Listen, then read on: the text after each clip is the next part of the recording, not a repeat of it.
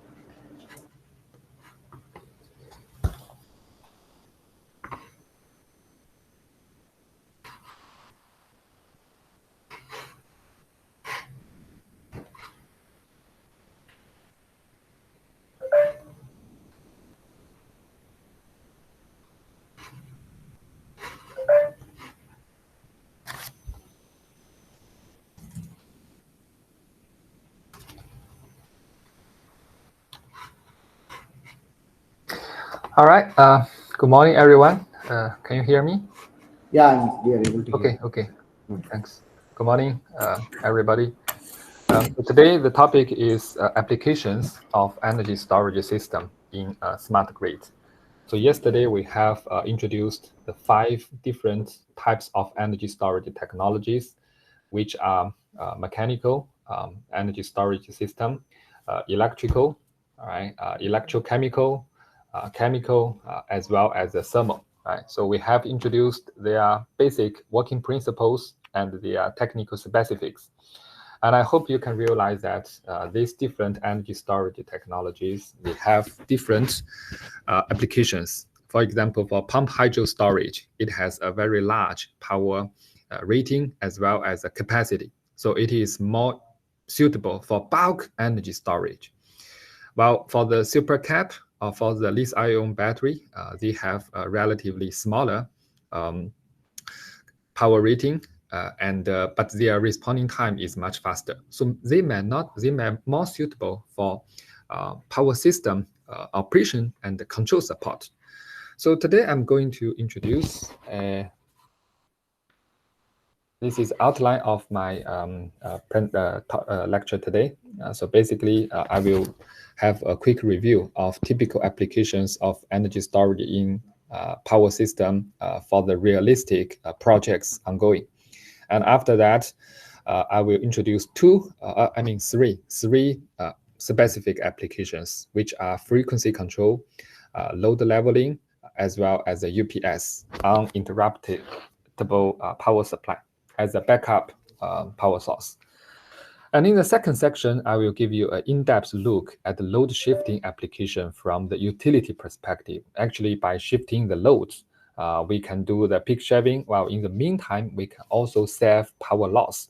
So that is actually an added value of the energy storage based load shifting. So I will give you such a kind of analysis, including certain mathematical models and formulas. And last, we will have an overview of some issues in the energy storage applications, mainly safety and disposal concerns. So that is the outline of the lecture today. Now, let's take a look at some real-world energy storage facilities and their applications. So you can see here in this table, this table actually was extracted from this article. And you can find that around the whole world, from Australia to USA, Japan, Europe, Germany, and Middle America, Puerto Rico, Asia, Japan, China, Ireland, Spain, you can see that there are already many commercialized energy storage stations installed in the power grid.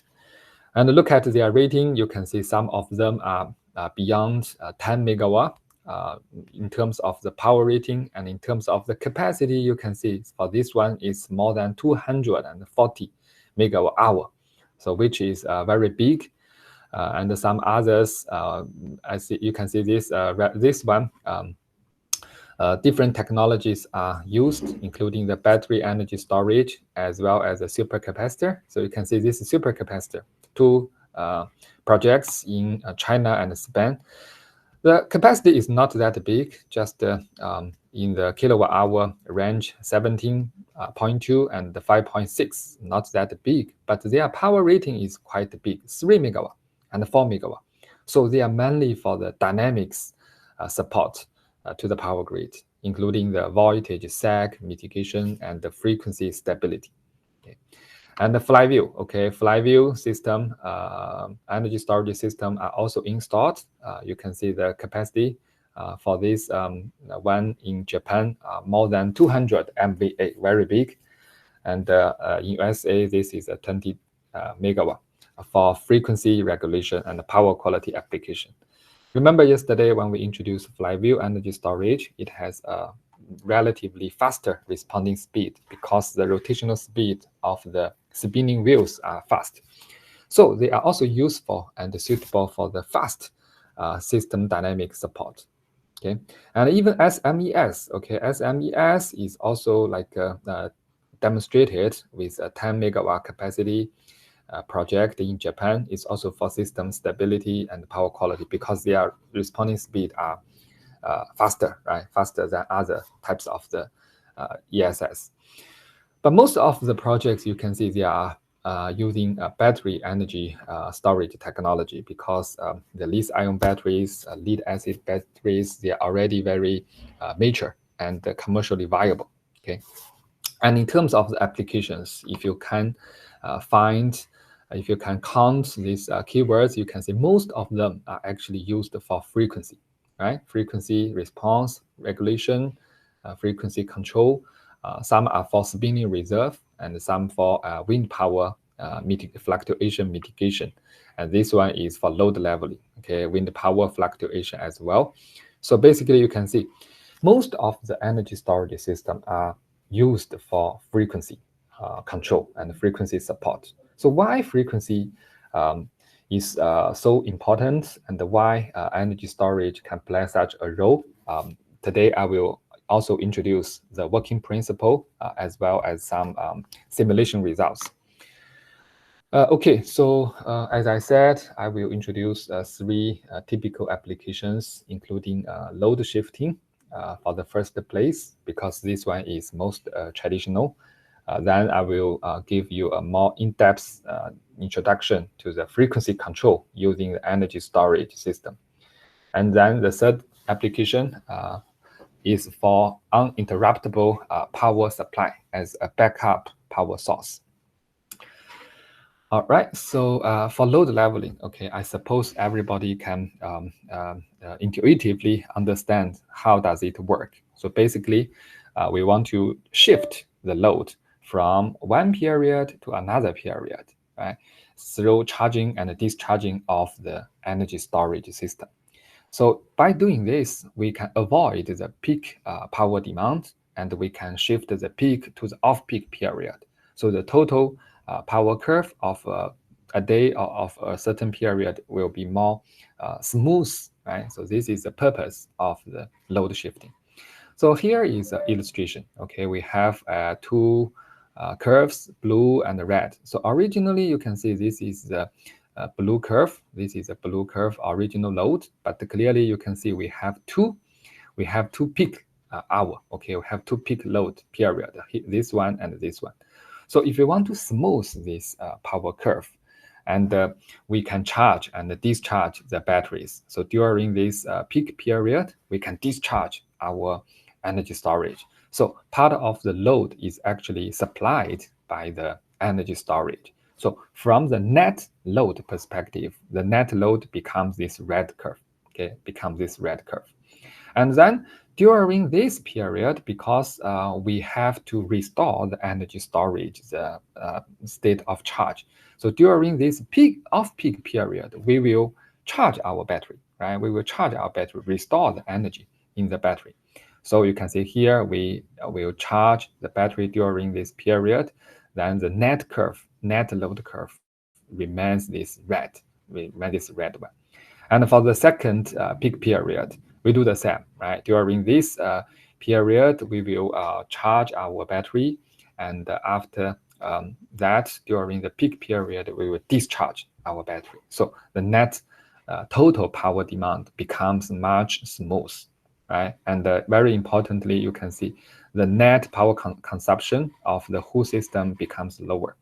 That by doing this, the power utility companies, they do not need to expand their power infrastructure to satisfy such peak load. What they need is just to satisfy this red peak net demand. So they can save significantly the total investment cost.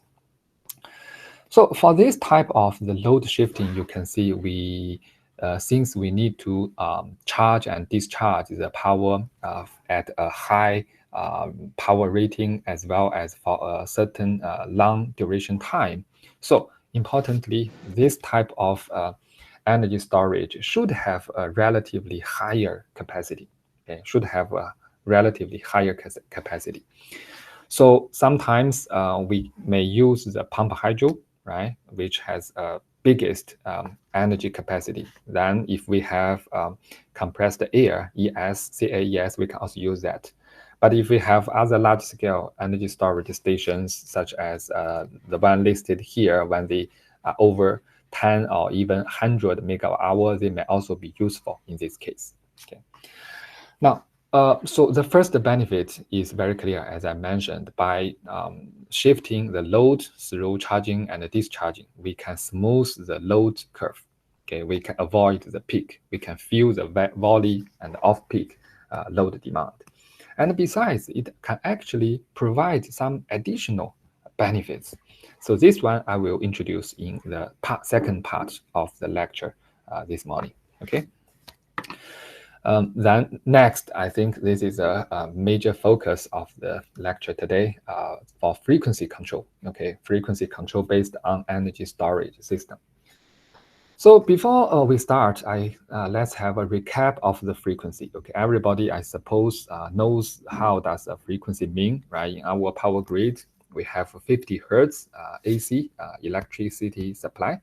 But generally speaking, this frequency is a reflection of the rotational speed of the synchronous generator. Okay, of the synchronous generator, and practically, this frequency depends on the balance between the power supply and the power demand. Okay, so if the supply is larger than the demand, the frequency will grow, right? Will increase. And reversely, if the demand is larger than the supply, the frequency will decrease. So the frequency really depends whether the supply and the demand can be real-time balanced. Okay. And clearly, the frequency is one of the most important parameter for system stability, because our appliances, our electric motors, all kinds of loads, they are designed to operate near 50 hertz, okay, near the standard frequency value.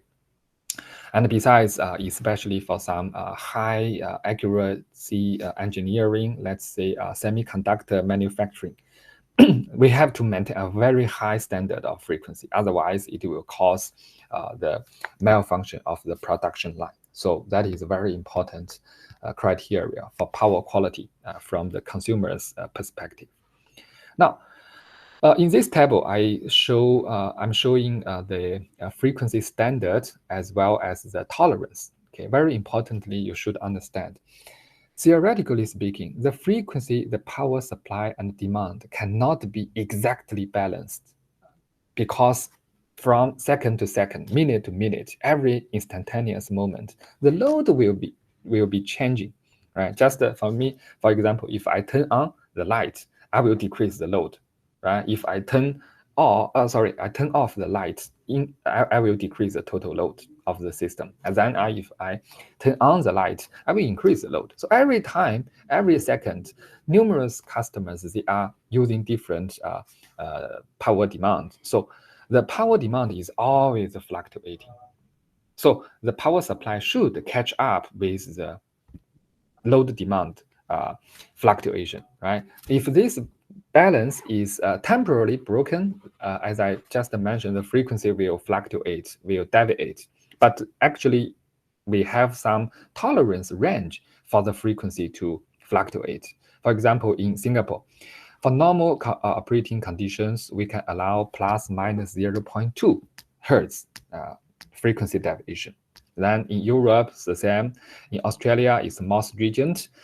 For interconnected system, they can only allow plus minus 0.15. But for aligned systems, they are quite generous, 0.5 hertz plus minus. Okay, so that is for normal operation. Just what as I said. Okay, if we just randomly turn on and off our power supply, then we can power demand, then we can tolerate such a frequency.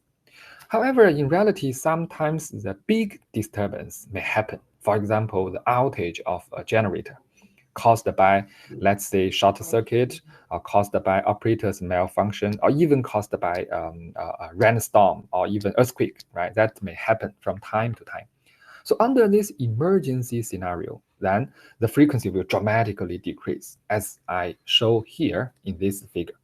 So you can see that originally the frequency stays at the steady normal state, 50 hertz. Then we have allowable tolerant range, right? Suddenly there is a big disturbance, for example, outage of a generator. Then the frequency will dramatically, rapidly decrease until a lowest point, which is called frequency nadir. And you know this change of the, rate of change of the frequency is called Rakoff. Remember yesterday when we introduced PMU, and PMU can measure this Rakoff. And I remember one student asked, how can we calculate this? You can see this Rakoff is easy to calculate. It's just equals to dF over dt, right? We just calculate dF and divide it by the dt.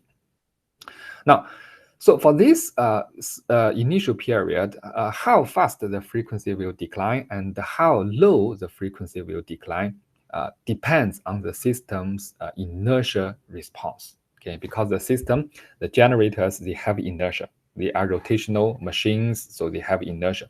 After the balance is broken, the kinetic energy in the rotor will release. So it will gradually, decline the frequency and until the lowest point, nadir. Then after that, the frequency will be gradually recovered by the system control systems, including the primary control system and then secondary control system. Okay, these two control systems will gradually recover the frequency. And importantly, you should know primary control is faster. Okay, it immediately acts within several seconds, and it aims to instantaneously, restore, mitigate the frequency deviation, a frequency decline. And after that, the secondary control system is relatively slower. However, it aims to fully recover the frequency back to the normal. Okay, back to the normal. And here, I have also listed the tertiary control. Tertiary control is mainly for economic dispatch. okay, especially for economic dispatch. So under this emergency scenario or condition, you can see different countries, they have different security limit or constraint. In Australia, in Singapore, as long as the frequency drops below 49.7, we have to shed the load. This is the criteria. Okay, and for Europe, the frequency deviation, the nadir point is plus minus 0.8. Okay. But sometimes the frequency may increase if there is a sudden outage of the load substation. Okay, then the supply becomes excessive, so frequency will also increase and violate the upper bound. That is why you put plus minus 0.8 frequency. Then Australia, you can see plus minus 1. Okay, and the tolerance is 47 to 52. Okay, so Australia has a relatively more stringent requirement for the frequency performance during the emergency conditions. So that is some, basic concept and the basic requirement for the frequency. Now, here, what I'm showing is a frequency control block diagram coded in MATLAB Simulink. I suppose everybody, if you are familiar with this control block diagram and the Simulink, you can quickly do a model in the Simulink, right? So let me briefly introduce how does this mean. So generally speaking, this control block diagram has several blocks, and this block is corresponding to system inertia and the damping coefficient. Okay, so you can see we use H to denote the system inertia. That is a kind of physical property of the rotor, of the synchronous machine's rotor. And D is the damping from the load side, because for some load, when the frequency decreases, the power consumption will also decrease. That is a so-called damping effect of the load. I suppose some students, if you have learned, power system control, this is a very fundamental concept.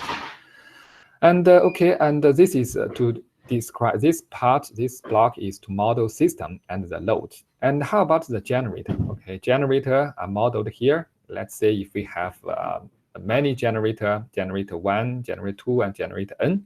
Each generator has a governor and a turbine being modeled. Now here we use TG and TT to denote their time constant. But clearly, S is S domain, okay, in this control block diagram model. So that is for the generator. Now the power demand, okay, power demand comes from the PL. Delta PL means the change of the power load.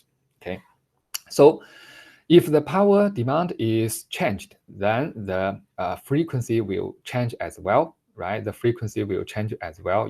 That means you give a delta L as an input. After this block diagram, you will see a delta F. So the frequency will deviate. Now, as I said, we have like two control systems, primary control and secondary control. So you can see, given this delta F, this primary control block will immediately react to this delta F. Okay, so here you can see the control unit is 1 over R. R is a so-called regulation coefficient, okay, or droop coefficient. Now, given this delta F, then given this R, for different generators, each generator will have such a primary controller. Then it will generate a signal. Okay, this signal will change the location and the position of the governor, and then it will allow more or less gas input or the energy input, so as to restore the frequency a bit. So that is a so-called primary frequency control block. Okay, this denoted in these blocks.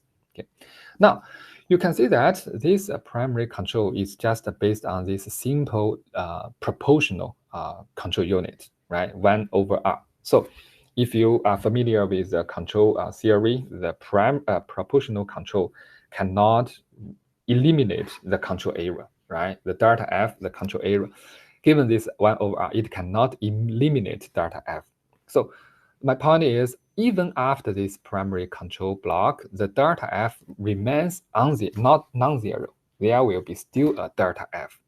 But our objective is to restore the frequency back to 50. So we have to eliminate the delta F. So how can we do? Then we will have a secondary control block diagram, control block unit here. Now here you can see that this secondary control block is based on the PI controller, so-called proportional integral controller. You can see we have two units. One is proportional, another one is integral. Now, this proportional integral controller is able to eliminate the frequency error, delta F. It will eliminate the frequency delta F. So you can see the delta F, first of all, they will go through this B. B is also a coefficient. Then if this system is connected with the neighboring system, then there will be a tie line connection. So we'll also take this tie line power change as an input as well.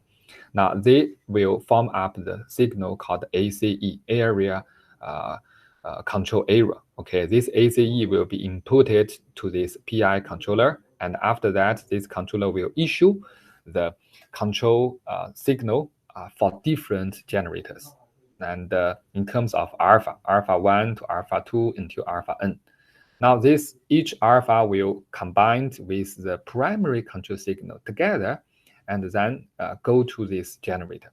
Then this generator, after receiving these two control signals, they will adjust their kind of speed of the so-called governor speed, and they will also adjust the input of the either the primary energy resource, let's say the gas input to the turbine, or for the hydro generator, the water flow input to the hydro turbine. So in the end, the frequency will be fully restored. Okay, so that is generally how the frequency is controlled in the power system. Now, question is, challenge is nowadays we have more wind and solar power, right? As I introduced in the first day. And besides, we may also have HVDC links for large-scale power interconnection. And for the load, we have more and more inverter-based loads, such as the data centers. Now, unfortunately, the wind and the solar power, they are also installed. They do not have inertia, right? Wind and the power, we have already explained, they are interfaced through converters, so they do not contribute edge. And the load, the inverter-based load, they do not have damping either. So you can see that when we have more power converter interfaced generation, and when we have more inverter-based load, both edge and D will decrease. Okay, so the system total inertia and the damping will decrease. And the system is more sensitive, more vulnerable to power disturbance. In other words, if you give the same power disturbance, the low inertia system will see a larger frequency deviation. Okay, and besides the HVDC, they will separate the system into as non-synchronous portions, so they cannot support the frequency to each other. That is an issue. Okay, and another issue also comes from the renewable and the renewable generation and the load demand. For the renewables, you know, the wind and the solar power, they are highly intermittent. So they will input more frequency disturbance, power disturbance, as I shown here, delta PV, delta wind. Okay, you can see from time to time, the power balance between the supply and the demand are broken. Okay, and besides the load, right? The load, we have demand response, we have EV charging load. They are also stochastic and random. So they will also inject more power disturbances. Now, you can see that under this situation, right, we have less inertia, we have less damping, but we have higher power disturbances. So you can imagine the frequency of the system is becoming more challenging, right, more challenging. Now, the question is, how can we manage this? How can we support the frequency in such a context? So we need to have new resources. We need to have new frequency regulation resources. And we also need to have new methods, control methods, okay, control methods and sources.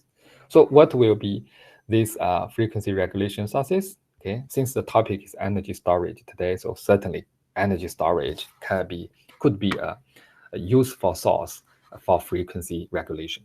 Okay, so here let me show once again this control block diagram. So basic idea is we can incorporate the energy storage system into the control block diagram. And this energy storage can either provide primary control or the secondary control to the system. Okay, the original part is the same, but we have a new source. Then this energy storage can, replace the traditional generator to catch up the, frequency deviation.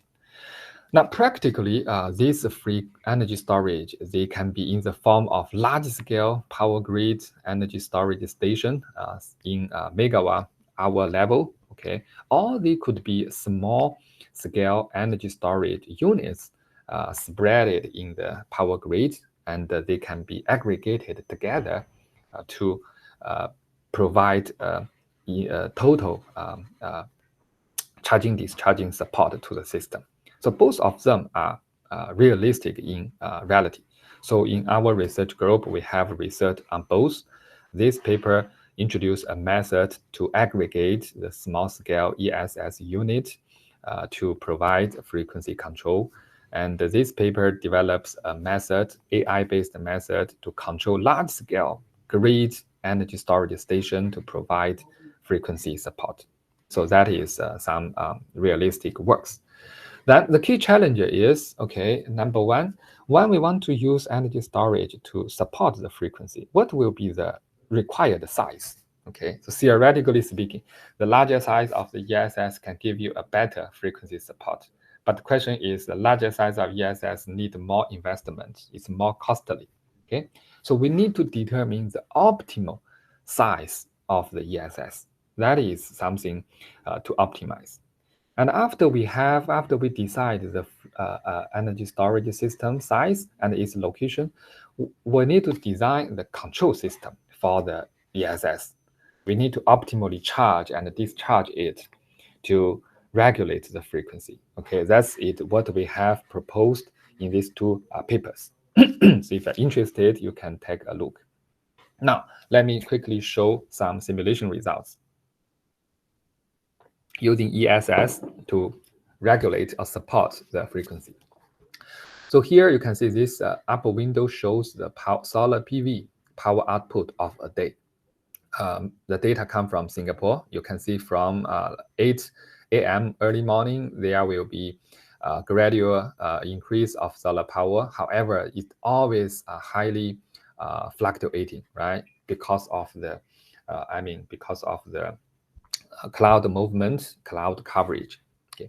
Now, if we just look into this we have a 24 hours, right? If we just look into this 1 hour solar power output, you can see within this 1 hour, the solar PV also fluctuates significantly, right? Especially during these minutes, you can see it suddenly becomes full and then drop to 1/5, then restore to 250 again, then fluctuate significantly. So if this PV, fluctuates like this, the frequency will, fluctuate as well, okay, as well.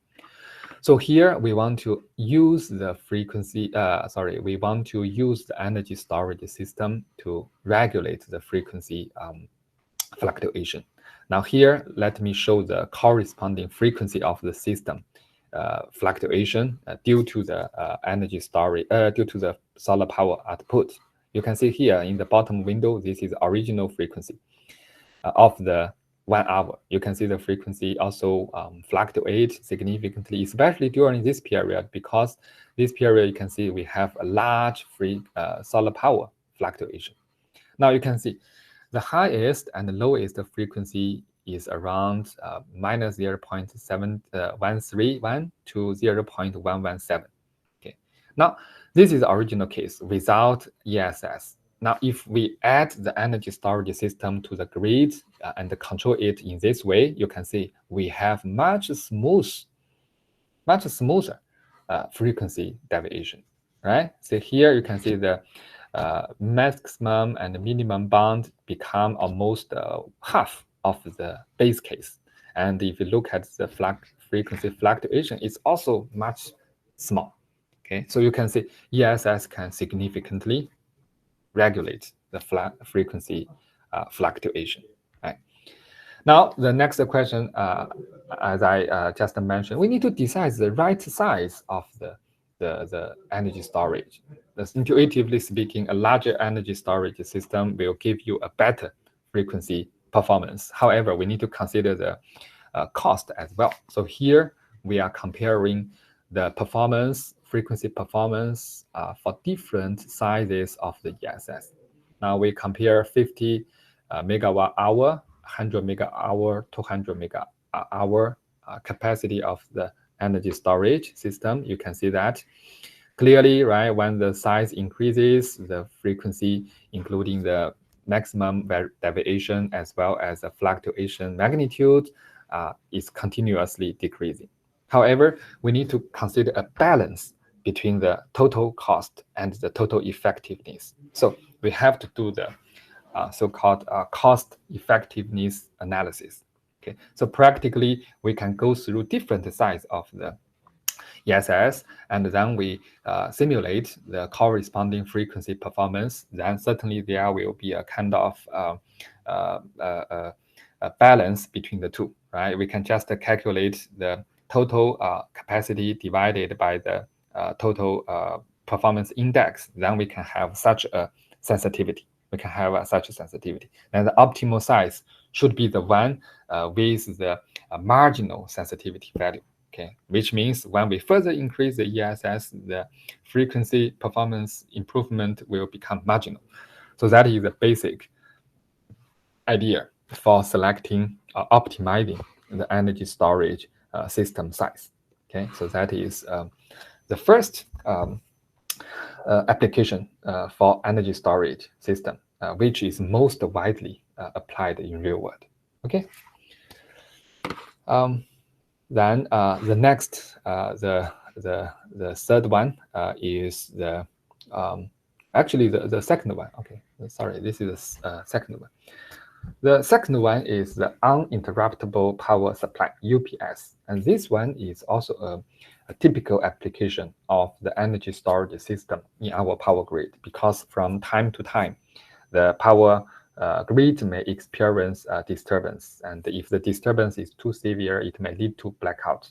Right. So for very critical loads, for example, data centers, hospitals, government offices, we need to make sure their power supply is continuous and uninterruptible. So we have to place some backup power sources, and this power backup sources could be small diesel generators, or they could be energy storage systems. Okay, for diesel generators, they are starting up speed may be slow, but energy storage system, you can see it's very fast. So most of the case, we will use the UPS as a power supply. Okay, now most of the time, if you look at the commercial products, the UPS are based on using lead acid batteries, because the lead acid batteries relatively they are cheaper, and they are more mature, and so this is the lead acid batteries. And besides, there are also commercial solutions using compressed air, okay, small scale compressed air, or even large scale compressed air storage to provide the power supply under emergency conditions. And besides, another offer is based on flywheel. Okay, flywheel certainly has a faster responding speed, but once again, flywheel is more expensive. So here, this is an illustration of the power UPS. So here you can see it is a combined UPS with a battery with a diesel generator. Okay, so this is a power grid power supply, and this is our critical load. If there is a power, outage from the grid or from the power supply source, then generator will immediately, you can see, take over the power supply. So that is, a quick illustration. Now look at some practical power supply products that you can see here. These are lead acid batteries because they are more mature, they are cheaper, right? This is for large scale data center, and for small computers, we can also have a backup power supply. We can also have this UPS for small computers, okay, small computers. This is the third. Yeah, the second application is frequency control. So the third is UPS. I was wrong. All right. So in terms of the UPS design, okay, UPS design, we need to consider several criteria. Number one is the switch over time. Okay, switch over time. So let me quickly show this UPS based on the battery. So now you have this power load. This is your power grid. You can see under normal conditions, the grid is supplying the power to the load. And in the meantime, the grid is charging the battery. Okay, this is our UPS. And the battery is connected with the inverter. Okay, because this power demand is maybe an AC demand. So we need to have a DC-AC inverter here. So this is a normal condition. And suddenly, if there is an outage, or if there is a kind of power quality issue happened in the manpower supply, right? Immediately, the battery and the inverter should switch on and take over the power supply to the load. So this whole process should be very fast. Otherwise, the load will still experience certain blackout time.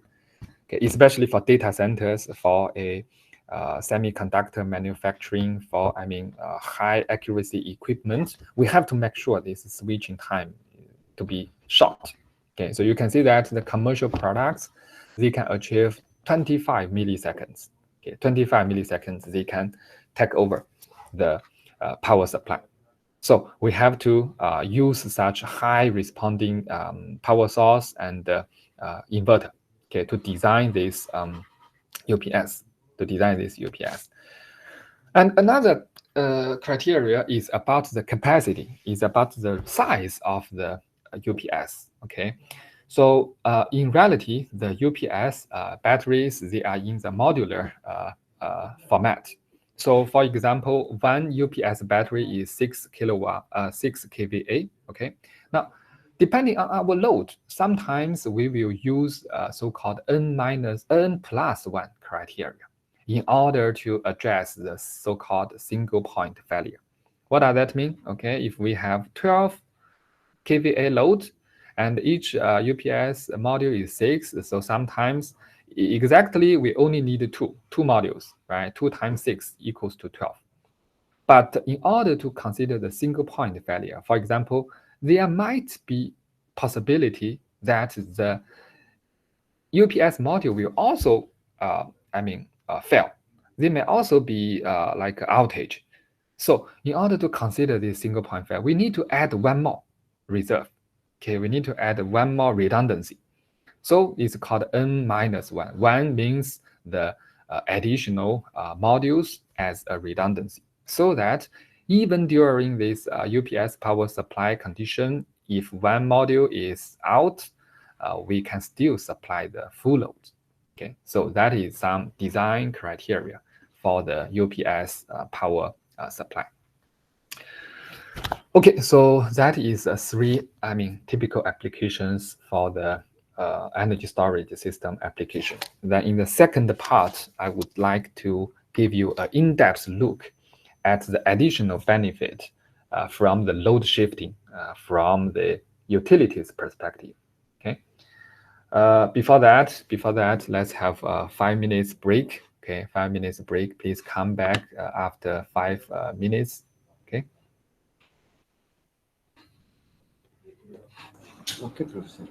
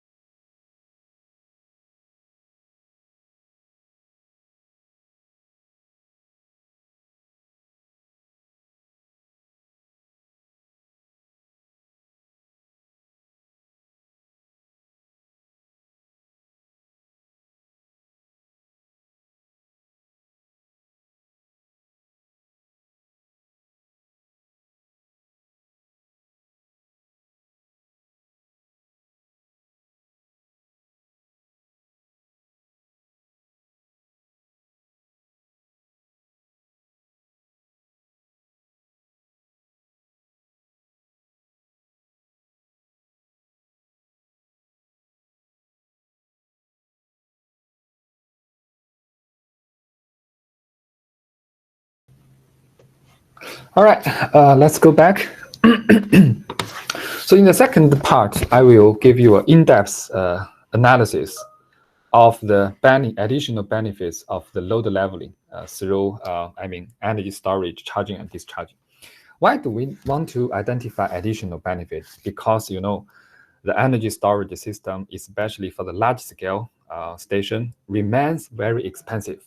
So when the power grid invests in this asset, they want to, maximize the total benefit. Right?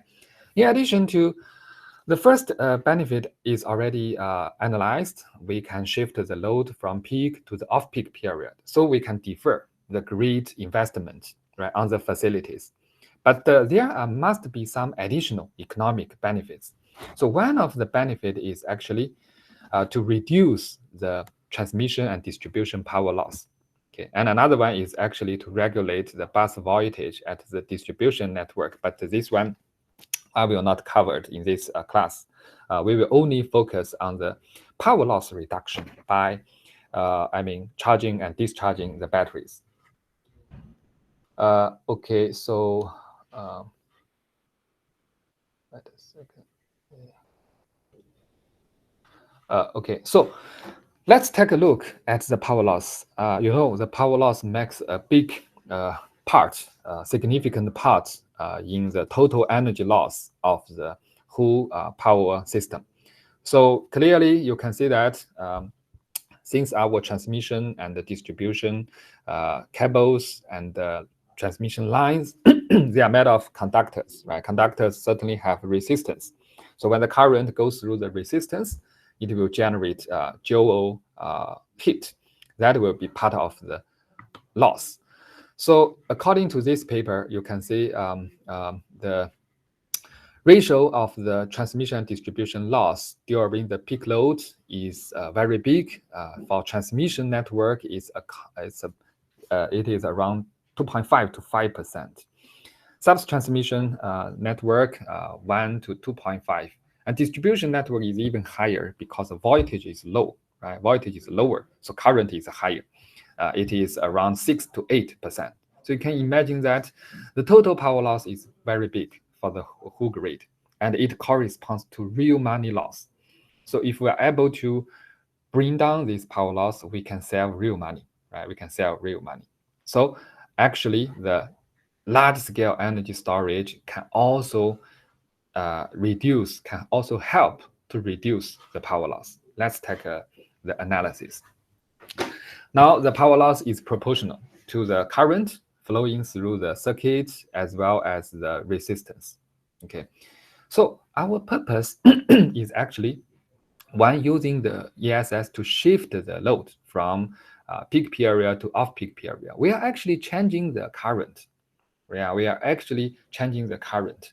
Now, if we work on this formula, then the total power reduction can be achieved. Later, I will introduce this. But before that, we need to understand, in addition to the current, the resistance of the transmission and distribution wires and transformers, they are actually also variable.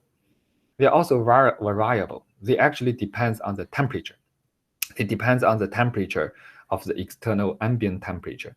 So this resistance is lower at off-peak period and relatively higher at the peak period. Okay, peak period, because the frequency, the temperature is high.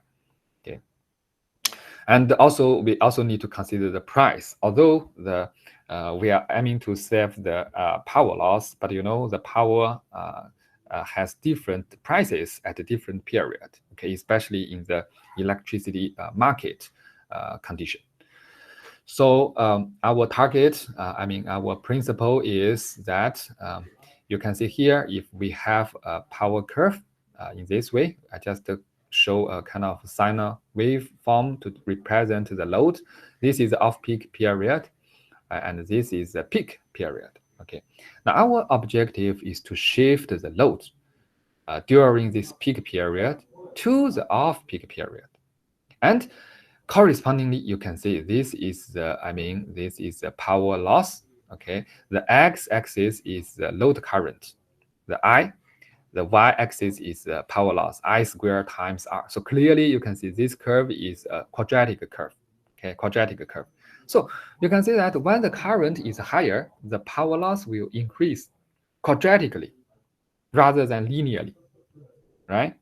So the principle is that if we're able to reduce the load during the high current period, the peak period, and we shift this load to the low off-peak period, the low current period, then we will see a gap between the loss corresponding to the period. Okay, and this loss, directly speaking, equals to I square R minus I square peak R minus I square off peak R. So you can see that by doing that, although the x-axis of the current are the same, the y-axis are different. There is a gap because this is a quadratic curve. I hope you can understand my point. Okay, now, so this is a general working principle, but we do need to consider other parameters, including the efficiency of the energy storage, because when the energy storage charge and discharge, it will lose energy by itself, right? Like yesterday, we have also introduced the energy storage efficiency for different technologies. The batteries, lithium battery, they may have 95% efficiency, but others may be not that good, especially, let's say, the compressed air, ESS, okay? And we also need to consider the ratio between the peak period and the off-peak period. In other words, we need to, as long as the gap, between off-peak period load and off-peak period are big, we can save more energy loss. Okay, we can save more energy. If the load is too smooth, then there is no point to shift, right? I hope you can understand. And besides, we can also consider the variation of the resistance, okay, of the conductors, of the wires. The resistance also will be considered. So that means we have a mathematical model to analyze, okay? If we just simply model this circuit as the resistance and reactance, now clearly the total power loss, we only consider the real power loss. Only real power loss equals to, we can divide it into two parts. Right? One is the peak current period. This P denotes the peak period. And another part is the off-peak period. This denoted as this subscript O. Okay, so the total power loss is the summation of the two portions. Okay, IP squared times IP times TP. Okay, this TP is the duration time of the peak period. And this is the off-peak period. Okay, so now our principle is we have an energy storage battery, then we will charge the battery during the off-peak and discharge the battery during the peak. Okay, so that you can see during the peak period, our energy storage will discharge, so we will reduce the net power demand during the peak period. And in the meantime, we have to restore, we have to shift this load back to the off-peak period. So during this period, we will charge the battery. So you can see that as long this part of energy loss is reduced because we have minus IS. Well, this part energy loss is increased because we have added this IS. So as long as the reduced part is larger than the increased part, we can achieve the energy saving, right? We can achieve the energy loss saving. So that is a basic principle, and clearly you can see that this magnitude of this item and that item depends on IP over IO, depending on the resistance RP and RO, as well as depends on the period TP and TO. And note that IS is the same. So we do not reduce the net, we will not reduce the total load demand, but we shift the load. Okay, we shifted the load. So according to this formula, we can analyze how these different parameters will affect the total energy loss reduction. Okay, now here let me show you the result. Okay, so first of all, as I mentioned, clearly the these two items, they depends on IP, IO, and the resistance and the time duration. Okay, the time as well as energy storage efficiency. Now, first of all, let's take an overall look at these simulation results. Okay, the x-axis is the energy storage size over the peak load. Okay, the y-axis is the drop in the energy loss over the peak load. So you can see that clearly. Initially, when we do not have energy storage for load shifting, there is no energy loss drop. Okay, when we deploy the energy storage, when we have increased its capacity gradually, you will see more energy loss decline. Okay, energy loss decline. Okay, especially for these solid curves. Okay, but importantly, when you can observe that when the energy storage size is beyond a certain limit, the total drop start to decline, especially for this curve. Okay, and for this curve, the same, you can see the maximum point happens here, and this is the maximum value. This is for this blue dashed line. This is for the blue solid line. Okay, this is the peak point, peak value for the energy loss reduction. In other words, this is the best size, optimal size of the energy storage. Okay, this is the first observation you can, observe, right? The saving in TND loss increase with the storage size up to a maximum value, beyond which the loss will increase again. Why? Because if we have too big energy storage, then we may charge and discharge unnecessary power. And this actually will increase the loss instead. Okay. So this is the first observation. Another observation is, okay, if we compare the energy storage efficiency, the solid line represents the 100% efficiency, assuming that there is no power loss.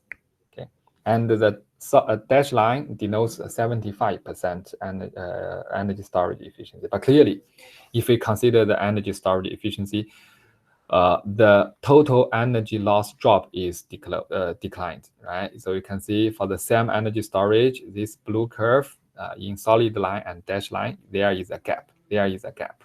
Okay, so we have to consider the energy storage efficiency as well. And another observation is the savings in this TND loss is sensitive to the ratio between the off-peak to peak period. Okay, so why this is the case? Once again, if you go back to the formula, you can see that this total value of the two items depends on TP and TO, right? If TP is larger than TO significantly, then we can achieve higher the power loss reduction. So here you can see that these two different colors, these two different colors, this one is the off ratio between the off-peak to peak load. They are denoted in blue. And another case is the off-peak versus peak is 50%. In other words, the blue curves corresponds to kind of equally peak and off-peak load duration time. And this one, off-peak over peak is 30%. That means peak load is longer than the off-peak. So for the upper two curves, they can achieve more power loss reduction compared with the lower one, the red one, right? Because for the blue curves, the case is we have longer TP. And for the red curve, we have a lower, TP. TP and TO are the same for the lower case. Okay, for the lower case. So you can see that in order to, achieve more energy loss reduction by energy storage, charging and discharging, we have to consider multiple. We have to consider multiple factors. Okay, the peak period versus off-peak period, the energy efficiency of the efficiency of the energy storage, as well as the resistance. But the resistance here is not considered because if the temperature does not change much, between peak period and off-peak period, the resistance does not make a big impact on the result. Okay, so the result, I mean, the analysis and the more detailed results are actually published in this paper, and this paper is, I mean, a very classic paper back to maybe 10 years ago. So you can also take a look if you are interested in this work. Okay.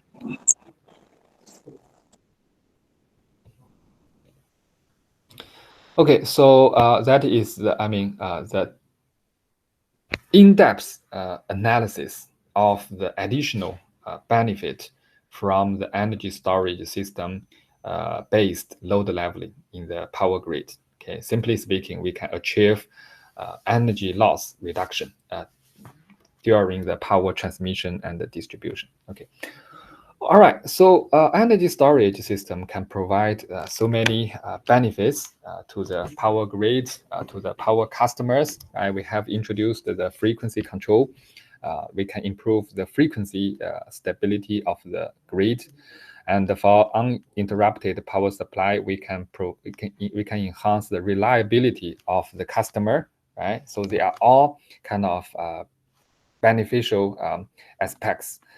However, there must be some issues. As I said, every coin has two sides. So when we have upside, we certainly have downside. Because in reality, nowadays, most of the, I mean, small scale or large scale energy storage systems are using lithium-ion batteries. As I mentioned yesterday, the lithium-ion batteries, they are very mature nowadays.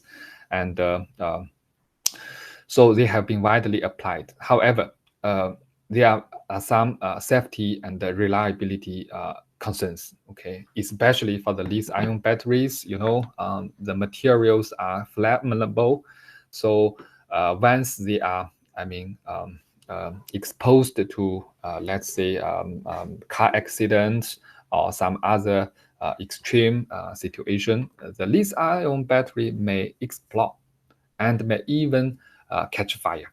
Okay, may even catch fire. So I suppose you have already seen many electric vehicle accidents on the road, which kind of lead to a very big fire and explosion. Okay, so this is very dangerous.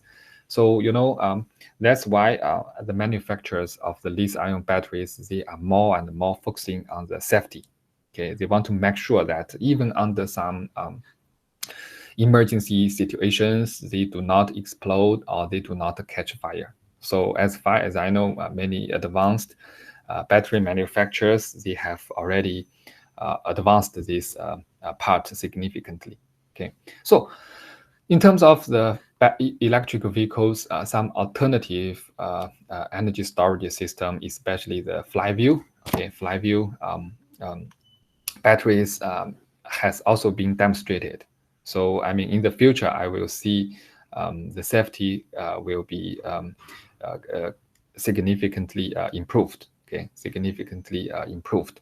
So this is a kind of news regarding the Tesla's. Let me just open it. Regarding Tesla's mega power energy storage station happened in Australia. Okay, you can see that there is a big fire happened in South Australia several years back. Yeah, so probably we can take a quick watch of this video. Yeah, you know, in South Australia, okay, Tesla has placed a big energy storage station. Back to several years ago, this energy storage station has been providing frequency control support to the system. You can take a look here. This is a realistic project.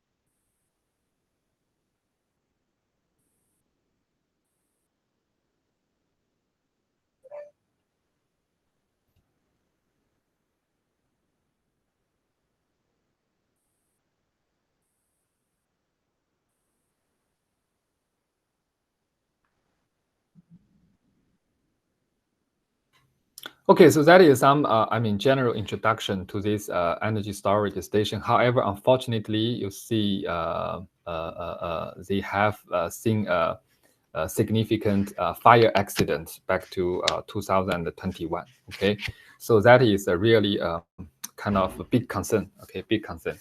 Um, another issue, potential issue, a realistic issue, is the impact of on the ecological environment. Because when the batteries are retired, we have to dispose the materials. But clearly, the batteries, lead acid, lithium, the electrolytes, the anode, cathode, the material, some of them are toxic. Okay, some of them are certainly bad for the environment. So one question is, how can we dispose these materials?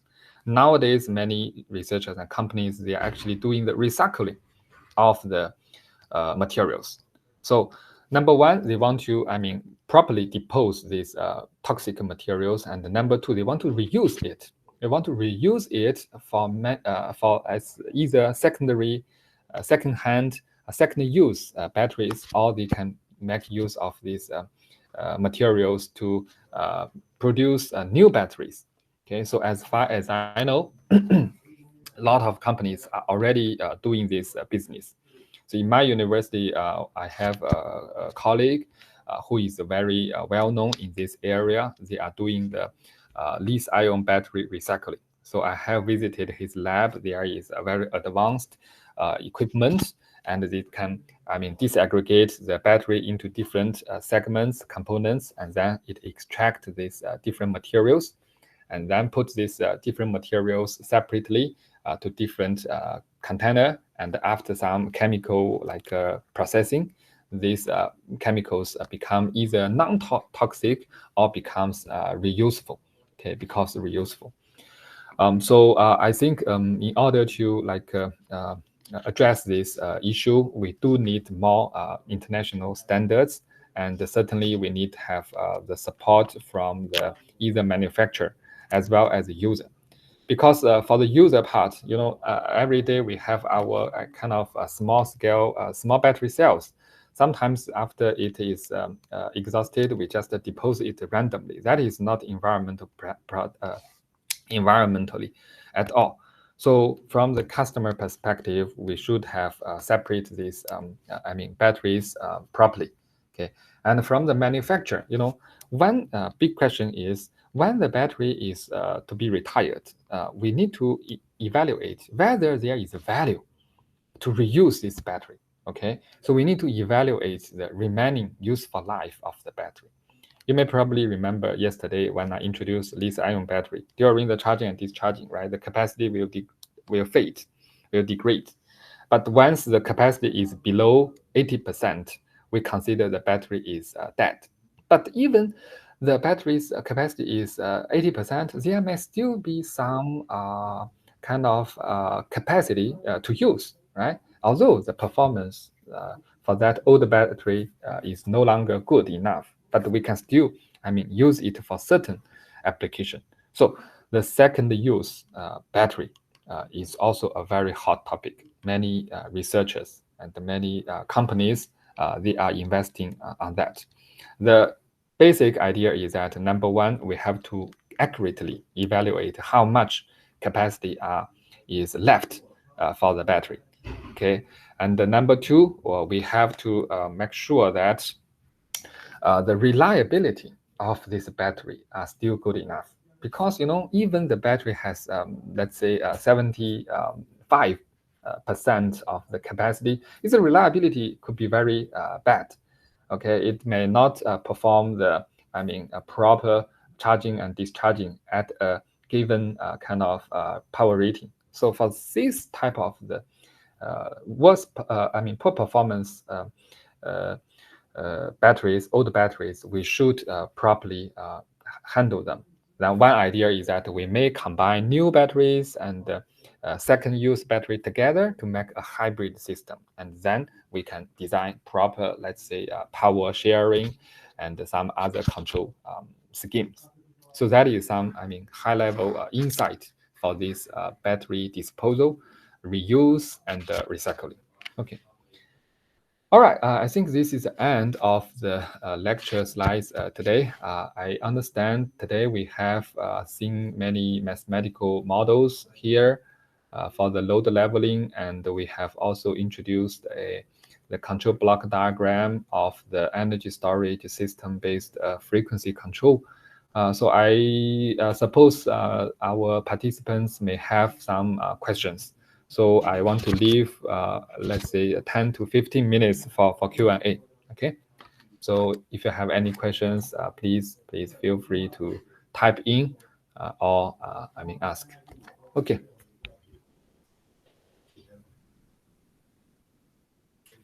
Any questions, please?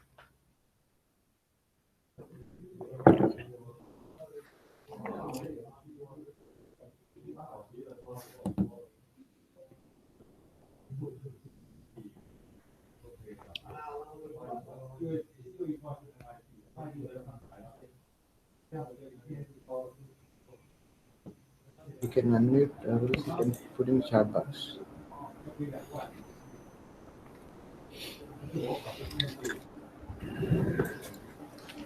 So good morning, Yanju sir. Good morning. Yes. Yes, sir. Sir, you were discussing about this low inertia, especially in frequency control slide. What you have mentioned here.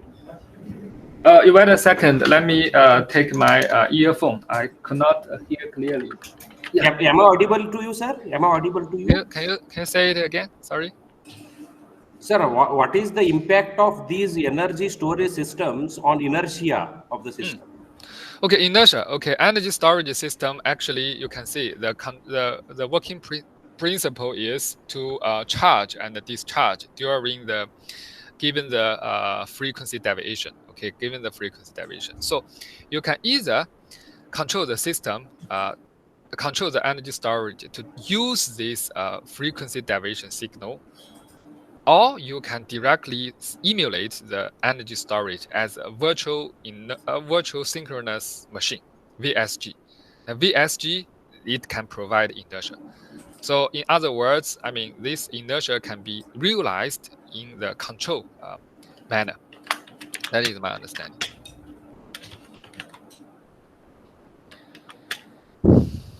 Can you suggest a paper in which optimal design operability there are any challenges? Okay, certainly I can suggest some papers. In fact, our own let me share one paper, very highly cited paper of our former colleague. Quickly show here. I think this this paper is a good. Okay, so this is a good paper. You can see that sizing of energy storage for microgrids. This paper has been cited by many times. I think you can see 700 times. So this is a highly cited paper. You can certainly refer to it. And I will also share my own papers in this topic. Give me 1 second. We are also doing the the planning of the energy storage systems. So we have this paper to share. Okay. Now this paper, this you can see here. This is also a highly cited paper. Optimal deployment of heterogeneous energy storage system in multi-energy microgrid. For this paper, we actually consider both electric energy storage and the thermal energy storage. Okay, so this one is also a good reference for you if you are interested. Okay, let me see any other questions. Okay, which software is used for simulating ESS? Okay, if you are doing the frequency control, you can just simply use Simulink. Okay, you can just use Simulink. This one is, programmed in Simulink for frequency control. If you are doing the optimization, you can, use either MATLAB for programming, because essentially it's an optimization problem, right? You can also use Python as well to do the optimization programming. But for dynamic simulation, the Simulink is okay. We are also using PSSE. PSSE can also be useful. A factor influence the capacity of the for frequency control. Okay, so essentially, the larger size of the ESS can give you better frequency support, but we have to consider the cost. Okay, there must be a balance between the investment cost and the frequency control effectiveness. So we need to look at this cost effectiveness. A simple idea is that we can calculate the sensitivity. Let's say the delta cost over delta effective. So we select the highest value of this sensitivity to determine the size. Okay. Can we directly connect the ES and DC microgrid?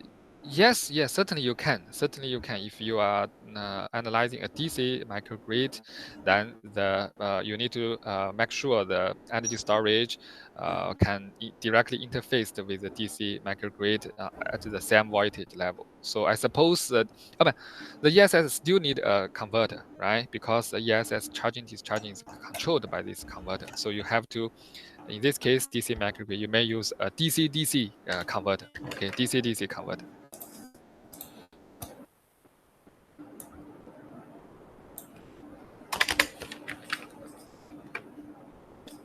DC-DC converter is needed. Okay.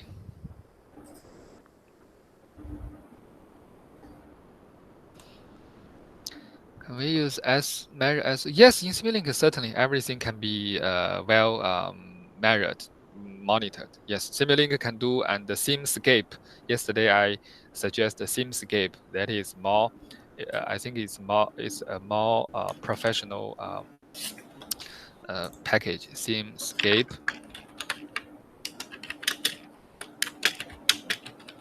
This one, this MATLAB SimScape, it can, has a lot of functions to do battery, SOC, battery monitoring. Yeah, you can do this one. All right, any other questions?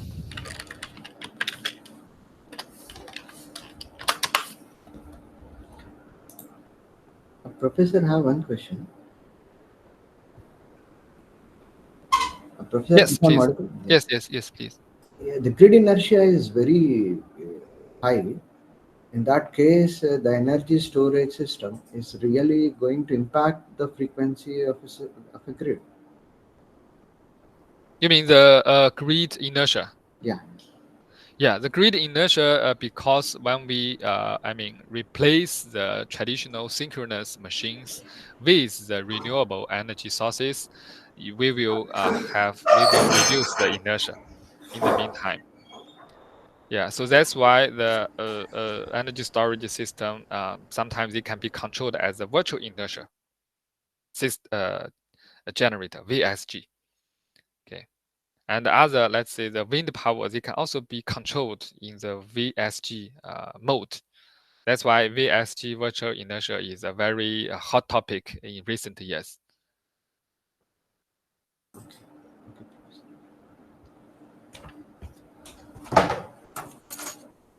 Okay. Any other questions?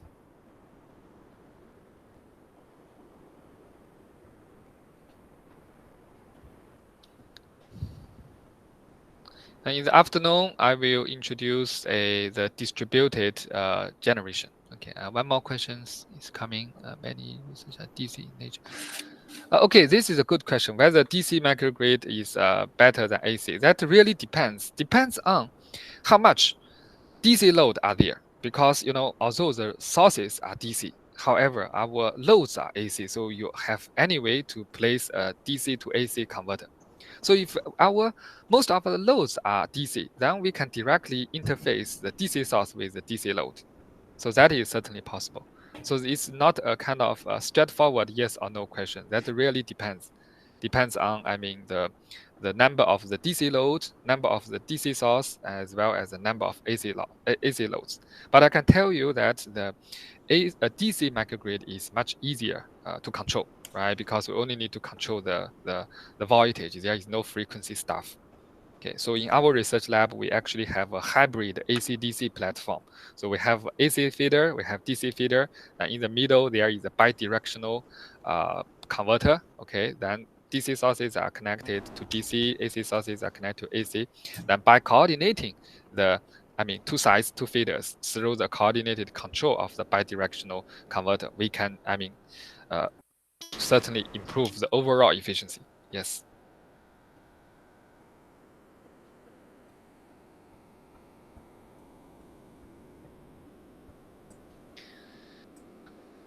Okay, then I think later on today, half an hour later, Professor Kumar and Vanip Kumar will give you a disk-based controller and OpenRT application to control power converters. Okay, this is also very useful, very practical. Okay, for experimental testing and for validation purposes. Yeah, so then this afternoon, I will introduce a distributed generation, followed by experimental demonstration of power converter control in this space. Okay. Thank you, Professor. Okay, if no more question, we can finish now. Professor, will you yes. stop sharing the screen? Okay, I will. No, I have to take the picture of the attendees also that need to Okay. be submitted.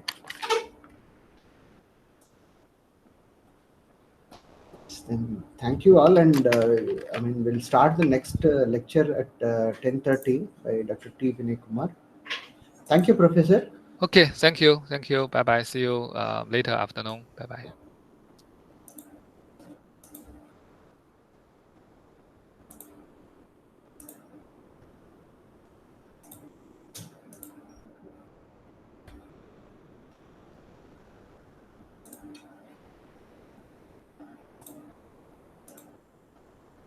Sir, link same है क्या sir? That's it.